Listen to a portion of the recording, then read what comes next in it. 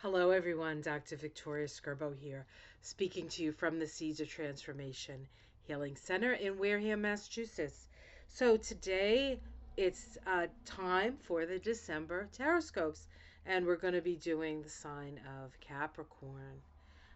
Of course, December is a big month for Capricorn. It's when the sun moves into Capricorn.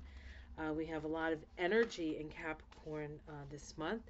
Of course, Pluto's in Capricorn. It's been there since 2008, as every Capricorn knows. Things have been moving and shaking. Things have been collapsing. Your identity, perhaps, has gone through a profound transformation during this period, and it will continue into 2024, when Pluto moves into 2024, 2025, when Pluto moves into Aquarius. But this month, specifically, we have Neptune changing direction on the 1st. Neptune is in Pisces, of course. For you, Capricorn, Pisces would be your house of siblings, your third house, your house of mind. And you could have been feeling somewhat more confused than usual for Capricorn. Capricorns are generally pretty sure of themselves. That's been going on for a while, though, because Neptune has been in Pisces since 2011. So it's been a while. It's been a while for that. But it also spiritualizes and kind of opens you up to more psychic experience, actually, since that time, and a willingness to go there. So there's that with Neptune, but it does change direction, and so it brings a lot of energy to bear in that house for you. At the end of the week, at the end of that first week, we have the eclipse. The eclipse is in the sign of Sagittarius. For you guys, Sagittarius is your 12th house. Your 12th house. It is a new moon, and so new moons are generally about new beginnings, but it is an eclipse, and it's a south node eclipse at that time, at that for that matter, excuse me. And so there is a releasing, as an energy of the beginning of the end, sort of releasing energy that comes with that. And so the 12th house, it can be some of our karmic debt, right? And so we could be like releasing a lot of that energy through this period. And the nodes of the moon are going to be shifting in January. So this time is very, very transformational for you, um, Capricorn. You're going to be letting go of a lot, and perhaps a lot of family stuff. Um, the second week of December, where did I have that list? I actually have it listed here. Hold on. Okay, the second week of December, um, we have Venus making a conjunction to Pluto, and that's occurring in Capricorn. Venus is what we value. Capricorn, for Capricorn, in Capricorn, for the Capricorn, it's valuing who you are, valuing your essence, valuing your identity, your identity. Um, the conjunction to Pluto promises a transformation, and the fact that um, Venus is retrograde from the 19th of December to the 29th of January says to me that you will be reevaluating um, your sense of value of self. This is this is a very profound time. It goes along with Pluto being in Capricorn since 2008, moving through that first house of your identity. You have been transforming, you have been changing, and this is a continued process of that, um, and a reevaluation of just how far you've come. I mean, this is you're going to maybe realize just how far you've come. And give yourself the credit that is that you deserve, that you deserve. A lot of times when I talk about um, the planet Saturn, which is the ruling planet of Capricorn, I'll often describe it as judge, jury, and executioner. Um, you can be very hard on yourself. You hold yourself to the highest standards possible. Most people don't do that. Most people don't even realize that those standards exist. And the people who realize those standards exist um, have moved on to bring a higher standard to more and more people. So, this is an opportunity, I think, in this period of time, broadly from 2008, specifically into December and through January, um, where you're really going to, come to terms with your own strength and your own abilities, and appreciate the changes that you have been through. This is profound. It's been profound for Capricorns, absolutely. um, we also have a sextile between Mercury and Jupiter this month. Now, Mercury is the ruler of the transiting north node, and Jupiter is the ruling of the transiting south node. This eclipse that's occurring on the 4th is at the south node. And so what do we understand about what we've had to let go of, what beliefs we've had to let go of, what we thought was true?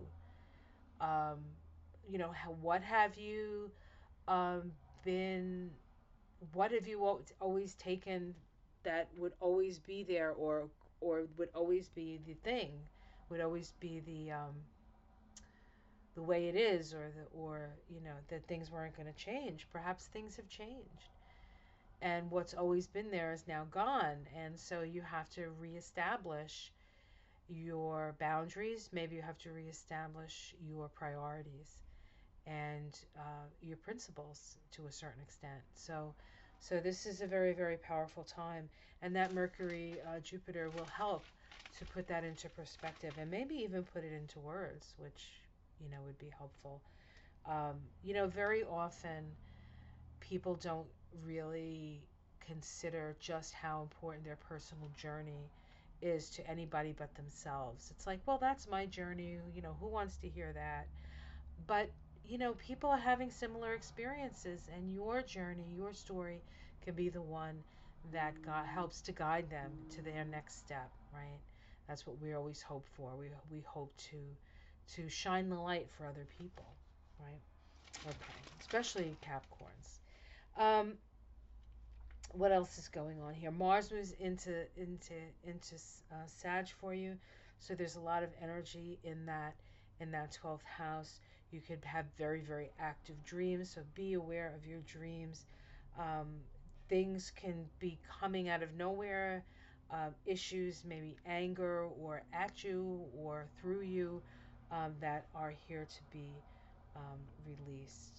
That are here to be released. And on the 19th, Venus goes retrograde, um, and starts that process of reevaluation of self. And then at the end of I think the 28th, we have Jupiter moving into Pisces. Now, for you, Capricorn, that means Jupiter is moving through that third house. And this is an opportunity, I think, and that'll go on for about 5 or 6 months. I think it's 6 more months in Pisces, or maybe 5 more months in Pisces. I think it goes out in May and goes into Aries. Um, but it is an opportunity to reap some of the benefits of your enhanced psychic ability you have found, or that has found you. Either way. All right, so that's the astrology. Let's look at the cards. I'm using the Illuminated Earth Oracle for you guys. It is not actually a tarot deck, so it's always an interesting read. But we'll see where the cards take us. Where the cards take us. I love this deck. It's done by an artist in Washington State, all Seattle area, I think. All these beautiful, like Seattle colors, which this is one of them that I'm wearing, Seattle color. Okay. All right. Almost ready. One more quick shuffle. One more quick shuffle. Okay. Yay. I love these cards. They're much more manageable. Okay. Let's see.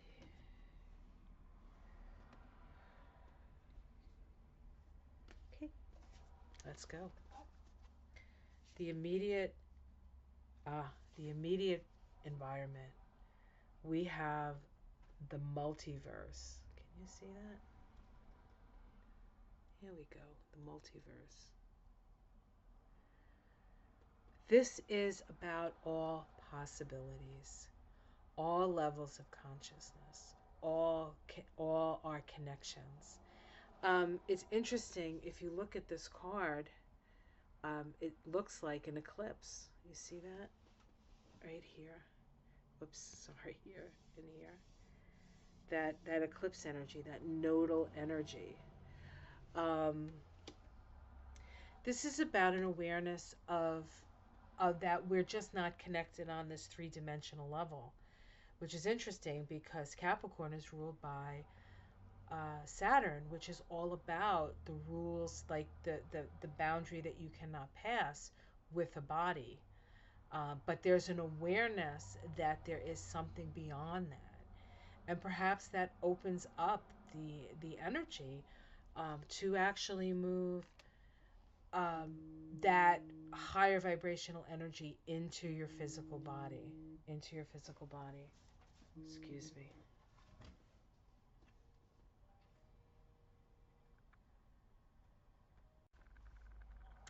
Sorry, I had to answer the phone. It's a very Capricorn responsible thing to do. Let's see what's crossing that. Ah, yes, dear. What's crossing your connection to all that is, to all the various possibilities? That would be your attachments, people. Your attachment. These are barnacles. I actually think they have to like chip them off of the side of a boat, or use a torch or something on them to get them off. They're so stuck. So what constrains you? What is constraining? What is holding you from your true power? And not power over, not like I'm the captain of the world, not that, not Bezo power or musky power or that, not that kind of power, but true connectivity, true power, being connected to your whole spiritual self. What's blocking you? Your attachments. Let's see what's at the root.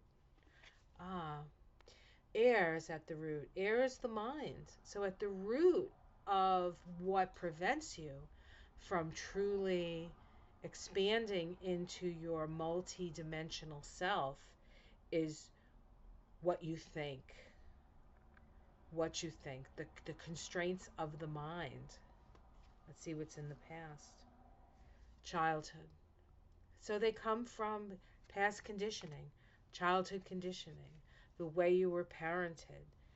Capricorn is a parental energy, and it's very important. It's a traditional. They're very connected to tradition, just like Cancer, which is another parental energy. Very connected to tradition. It's very difficult to break free from that. To break free from that. Let's see what's in the sky. Reflection. Yeah, well, that's Venus moving through that first house, Capricorn, reflecting on your own value and your own worth. And so the energy for you that's available to you from spirit is a giant mirror for you to look at yourself and to perhaps feel the love that spirit feels for you, that you can feel that for yourself. When you connect with your higher, your multidimensional self, your spiritual self, your fifth dimensional self, as it were, when you connect with that, you connect with the love of God, Goddess, all that is, and just how much love that you have available to yourself, and you start loving yourself, as a result of that. Productivity in the immediate future. Wow, doesn't that sound great? Doesn't Capricorn love to be productive? This is it's very interesting. This is symbol here is the symbol of a beehive, which is made by all these little hexagons, which are very stable. That's a six energy, right? Hexagon is a six energy. 2022, we're moving into a six energy. So it's about, to a certain extent, stability, but it's stability through cooperation. And so, Capricorn, you have to learn how to cooperate with other people, especially if you're one of those Capricorns that's used to being at the top. You're going to have to work with other people who are not at the same, maybe, level as you, but they are as important as you. And because you may be in a position of higher power, you need to understand that your success only comes through the success of your team or the success of the people that you lead. I know you know this. Um, the queen, of the hive, right? They make all the honey for the queen. Everything's for the queen um, but when the queen like can't do it anymore, they'll take the queen out. So who's really in charge here, the workers or the queen? Um, the workers are in charge. The community is in charge, and so that has to be something that is taken into consideration for you, or you may be that part of the community and you may be taking a position of leadership within your community. Um, know that you can. Know that you can. Know that you don't have to be perfect to be uh, good, to be needed. You don't have to be perfect. Let's see how it's seen from the outside. Great potential. So people see your potential. They see your potential. They see what is there, the raw material that they have to work with. Your domestic situation, we get anguish, anguish. So there's some anguish is a mental thing. It's a mental anguish. So there's mental anguish. The way you're thinking about something is creating that for you. And you need to move through it. You need to understand that. You need to, it's right there. It's right there. And that's the domestic situation. So it could very well be a family issue. It could very well be a home issue. Whereas work is working well, maybe home isn't working so well. But there are some things that um, need to be released, need to be let go of. Release, let go, release. Pain and suffering from the past, release. Unforgiveness, release. Uh, too focused, too mentally focused in one, you know, place. Release, release, release, release. Hopes and fear healing. And of course, that's a hope. It's a beautiful card. I love that card. Healing. Let's see the outcome. Protection. Protection.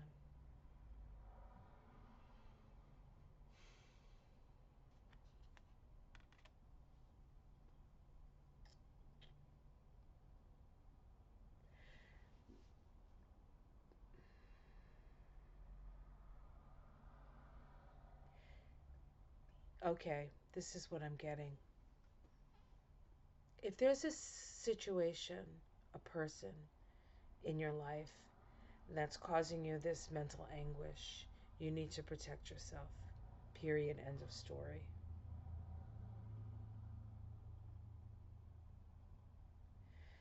You cannot let other people's craziness, insanity, um,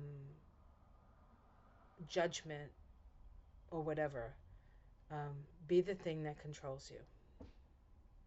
And you need to protect yourself from that.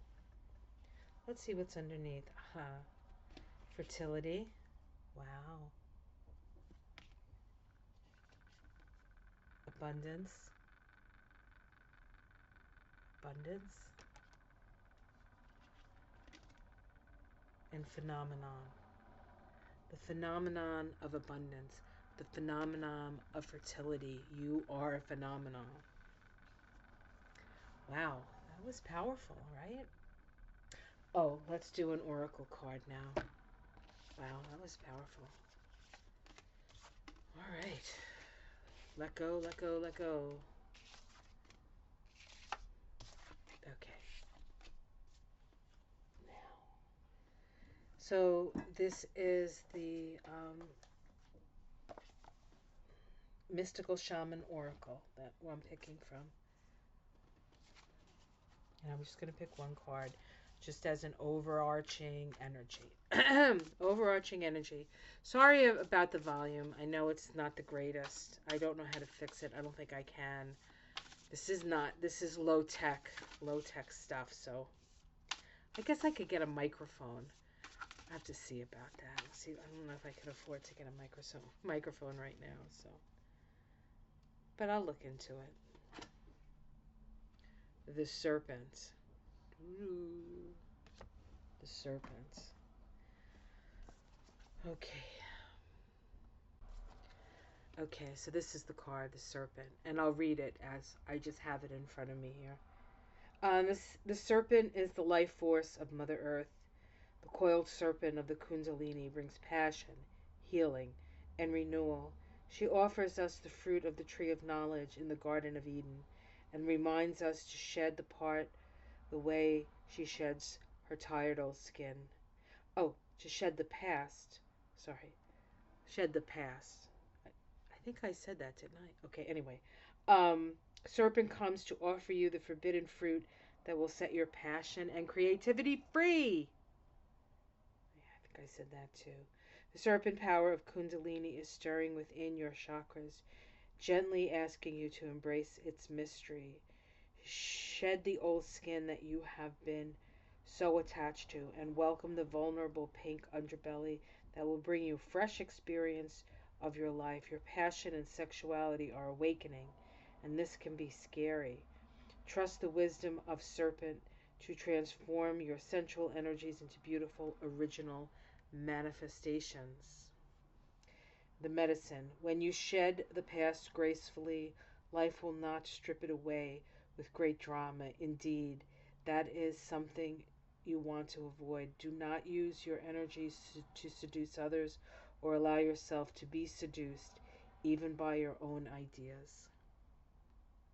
So this is a willingness to let go. A willingness to let go. Perhaps of the old definitions that you've had of yourself for a new, improved, and more loving version. Okay, guys, have yourself a great month. Like and subscribe. If you would like to have a reading with me, you can do that. I have availability in December and, of course, next year. And I'm going to be raising my prices a little bit at the beginning of the year, so it's not a lot, but it is some, and this will be helpful for me.